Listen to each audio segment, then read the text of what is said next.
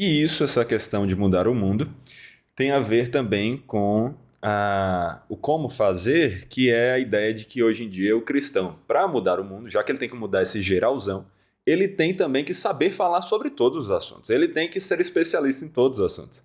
Isso, em algum grau, vale para todo cristão, mas essa expectativa é errada, mas principalmente para líderes, né? O pastor tem que saber resolver qualquer questão, aconselhar qualquer ponto, dar a resposta sobre qualquer acontecimento. Mas e aí, é isso que deveria ser esperado de um cristão, de um pastor, enfim? De novo, esse trecho do livro é brilhante. Ele traz uma citação do C.S. Lewis, na verdade, uma carta, um trecho de uma carta do C.S. Lewis, em que o C.S. Lewis fala um pouco sobre isso, de como o fato de nós recebermos as notícias tão prontamente nos desconectou da nossa realidade imediata e do nosso ambiente mais concreto. Então agora é assim, a gente, tá todo mundo conectado, as notícias chegam rápido demais, então agora você sabe o que está acontecendo na Ucrânia, na Rússia, você sabe da perseguição da igreja na Síria, você sabe, enfim, do que está acontecendo nos Estados Unidos e etc, etc, etc. E aparentemente é requerido de nós que nós tenhamos uma opinião, e não só uma opinião, mas possivelmente um veredito sobre aquilo que está acontecendo nas diversas partes do mundo e a resposta final sobre isso. Ah, enquanto isso, voltando para o mesmo tema, né, nós somos carregados de duas coisas. Uma das coisas que ele fala é: nós somos carregados de culpa, porque nós, de certa forma, não nos sentimos confortáveis para celebrar as pequenas alegrias que Deus nos dá, porque sempre tem alguém sofrendo no mundo e a gente fica sabendo de algum outro tipo de sofrimento, né? Então eu nunca posso estar descansado, eu nunca posso estar em paz, porque agora mesmo, lá na Síria, tem cristãos sofrendo, na Coreia do Norte. Eu nunca posso descansar e me alegrar com as coisas boas que Deus me dá aqui, porque, sei lá, na Europa, o cristianismo pode estar morrendo, ou na África existem pessoas famintas.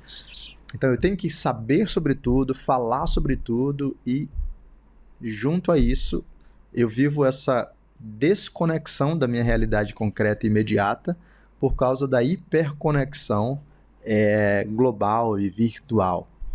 Então, uma das coisas que ele diz é: não precisa ser assim. E citando C.S. Lewis, né? Ele diz: nós confundimos nos sentir mal com alguma coisa, como se fosse a virtude de fazer alguma coisa. Então, ficar preocupado com a situação das crianças na África já vale para nós como algo virtuoso, mesmo que aqui você não esteja ajudando nem os da sua própria casa. Olha só. Então isso não faz sentido. E o ponto dele não é que agora você não precisa se preocupar com a África, com a Coreia do Norte, com a Europa, com o que quer que seja. Todas essas coisas têm o seu lugar, mas nem toda a igreja foi chamada para o mesmo tipo de ministério. Então, existem aqueles que foram chamados para criar ONGs e trabalhar nessas coisas. Existem aqueles que foram chamados para atuar na política e, assim, dentro do parlamento, né? Produzir leis mais justas. Existem aqueles que foram chamados para atuar na justiça e por aí vai. Mas se você exige isso de toda a igreja, então uma das coisas que vai acontecer é que muitos cristãos vão ser privados da alegria que Deus lhes tem dado, porque eles vão sempre carregar essa culpa de: eu não estou fazendo o suficiente, eu não sei sobre tudo, eu não estou antenado sobre tudo, ou eu não posso simplesmente desfrutar de alegria e paz agora, porque tem alguém sofrendo em algum outro lugar do mundo. Então esse é um dos aspectos fundamentais aí para gente considerar. Sim. E eu acho que isso é impulsionado também por essa a torrente de informações que nós temos, até mesmo no aspecto do mundo onde qualquer pessoa pode pegar seu celular, começar a gravar e supostamente se vender como especialista em teologia, filosofia ou qualquer assunto. Então, quando você tem um mundo que o Lewis falou sobre as informações estarem chegando, mas ele fala antes de rede social, né? Hoje em dia, então, num mundo onde uma adolescente de 12 anos, 14 anos, pode pegar o celular e começar a fazer um canal do YouTube que tem centenas, milhares ou centenas de milhares de seguidores, essa pressão por saber responder de tudo se impulsiona ainda mais, né? Eu acho que isso pode ser visto, inclusive, no meio da igreja. Quantas vezes eu não já ouvi algum jovenzinho da igreja dizendo: pastor, será que eu deveria começar um canal de teologia? Será que eu deveria começar a falar para os meus amigos sobre teologia por meio da internet? E isso é um tema para a gente abordar também. O que você acha disso, Alan? Por um lado, a internet trouxe essa coisa muito boa de nós termos... eu não gosto muito desse termo, mas se tornou o termo popularizado, né? A democratização da informação e das vozes, né? Eu diria assim, uma coisa boa da internet é que realmente, antigamente, só podia falar quem tinha os meios oficiais de comunicação.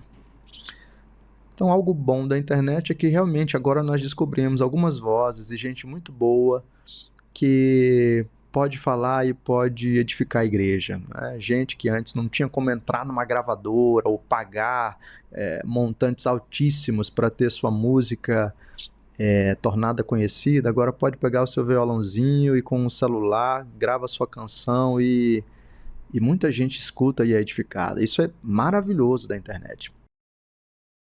Parte ruim é que, assim como a internet dá voz a muita gente boa, ela também dá voz a muita gente ruim. Ou se não gente ruim, pelo menos a gente poderia dizer assim, gente imatura.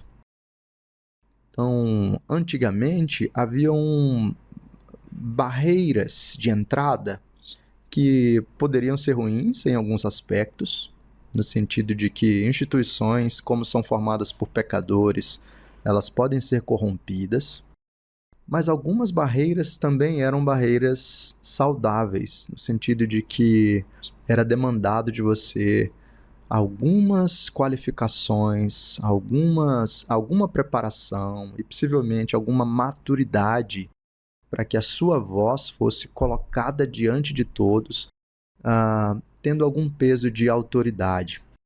Então é realmente uma situação ambígua.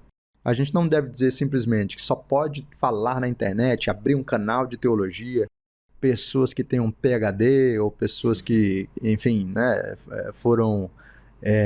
Um seminário, estudaram, enfim, né? Foram validadas em última instância, assim. Mas, por outro lado, a gente também precisa ser cauteloso, porque, de fato, Deus deu uma estrutura para a liderança da igreja. E dentro da igreja local, Deus definiu quem é que deveria exercer a voz de ensino. E a proliferação de vozes de ensino, de pessoas que muitas vezes não passaram por uma validação na igreja local, acaba gerando situações problemáticas. Pessoas que estão ensinando coisas estranhas, pessoas que não tiveram, né, um estudo ou uma formação, pessoas que não foram aconselhadas ou mentoreadas, e porque falam certas coisas, conseguem uma plataforma, ganham seguidores, e a rede, né, não funciona tipicamente da forma da igreja local, né? Na rede, quem consegue o maior número de seguidores, quem consegue a maior validação nesse sentido, é quem faz mais barulho. Então, se você fizer as afirmações mais chocantes, ou se você se meter nas maiores polêmicas, então você já sabe o caminho para ter o maior número de seguidores. E as pessoas se impressionam com um grande número de seguidores. E isso pode ser bem perigoso para a igreja. Então, assim, jovenzinho, tem desejo de montar o seu canal de teologia? Eu diria, ok, vamos caminhar perto aqui da liderança da igreja? Vamos pensar juntos, vamos conversar, vamos passar por um processo de discipulado. E se você deseja fazer isso, tudo bem, mas vamos fazer isso dentro de uma dinâmica de prestação de contas e vamos nos posicionar de uma forma mais humilde. Não como uma autoridade para que a igreja ouça, mas como alguém que diz, olha, eu estou aprendendo algumas coisas e eu acho que é legal compartilhar algumas das coisas que eu estou aprendendo e estou sujeito a correções, a gente pode conversar e ser edificados em uma conversa sobre livros, sobre teologia, sobre posições teológicas, e eu acredito que essas formas são mais saudáveis.